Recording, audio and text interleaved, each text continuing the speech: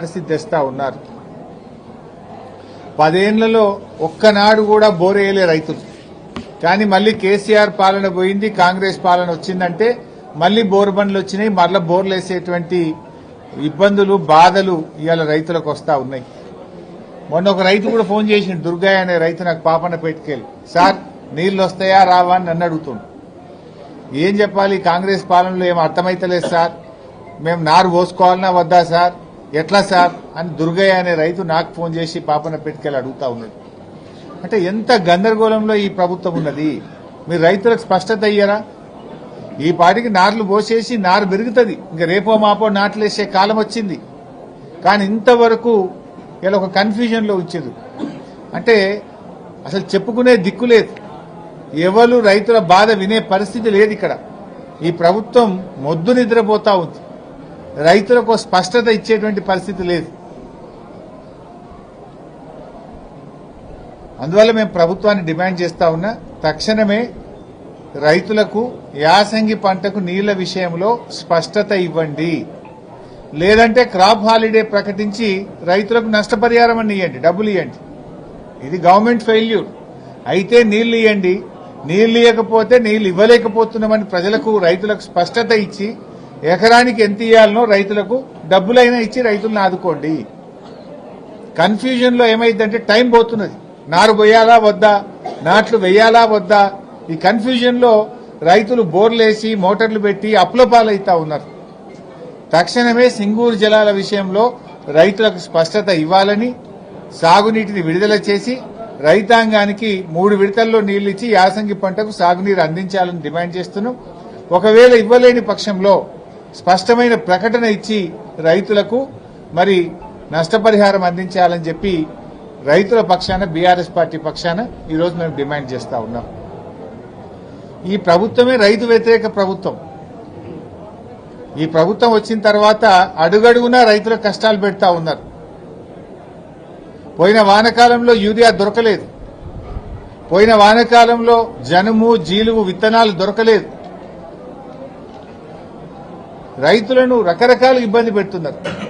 ఇదే మెదక్కొచ్చిన ముఖ్యమంత్రి గారు ఏడుపాయల అమ్మవారి మీద ప్రమాణం చేసి, మెదక్ చర్చి మీద ప్రమాణం చేసి రుణమాఫీ చేస్తా 15 ఆగస్టు కల్లా అన్నాడు.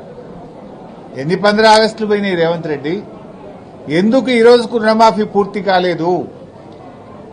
కేవలం 40% మంది రైతులకు మాత్రమే రుణమాఫీ జరిగింది. ఇలా రుణమాఫీ విషయంలో రైతుల్ని మోసం చేసినారు, రైతు బంధు విషయంలో రైతుల్ని మోసం చేసినారు, బోనస్ విషయంలో రైతుల్ని మోసం చేసినారు, ఎరువుల సరఫరాలో ఫెయిల్ అయిపోయినారు, విత్తనాల సరఫరాలో ఫెయిల్ అయినారు, పంట కొనుగోలు విషయంలో కూడా ప్రభుత్వం ఫెయిల్ అయిపోయింది. పోయిన యాసంగి బోనస్ ఇప్పటి వరకు రాలేదు. రాష్ట్రంలో పోయిన యాసంగిది 1200 కోట్ల రూపాయల బోనస్ ఇంకా కూడా ప్రభుత్వం ఇయ్యడం లేదు. 6 నెలలు అయిపోయినా బోనస్ పైసలు పడతలేవు. ఈ వానకాలం బోనస్ కూడా 600 కోట్లు బకాయి పడ్డది ప్రభుత్వం. పేరుకేమో 24 గంటల్లో వేస్తున్నాం, తెల్లారే ఇస్తున్నాం అంటున్నారు. నెలలు గడిచిపోయినా యాసంగి బోనస్ బల్లే, వానకాలం బోనస్ బల్లే. యాసంగి 1200 కోట్ల రూపాయలు పెండింగ్ ఉంది, యాసంగిలో ఈ వానకాలం 600 కోట్లు పెండింగ్ ఉంది. 1800 కోట్ల రూపాయలు బోనస్ ఈ రోజు కూడా పెండింగ్ లో ఉన్నాయి. ఈ బోనస్ డబ్బులు ఎప్పుడు ఇస్తారు అని రైతుల పక్షాన్ని నేను అడుగుతా ఉన్నా. తక్షణమే రైతులకు ఇవ్వాల్సిన 1200 కోట్ల రూపాయల బోనస్ విడుదల చేయాలని డిమాండ్ చేస్తా ఉన్నాం.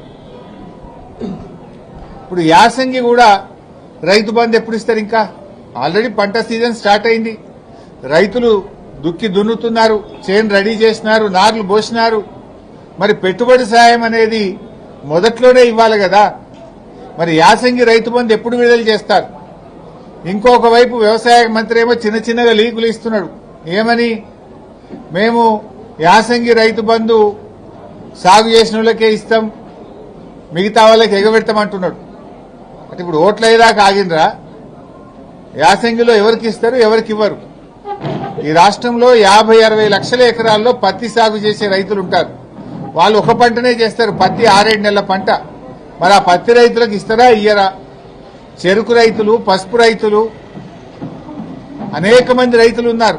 మరి ఆ రైతులకు ఈరోజు మీరు యాసంగికి సబ్సిడీ ఇస్తారా ఇవ్వరా? కందులు 10 నెలల పంట, చెరుకు 11 నెలల పంట, పత్తి 7 నెలల పంట, పండ్ల తోటలున్నాయి, ఆయిల్ పామ్ ఉన్నది.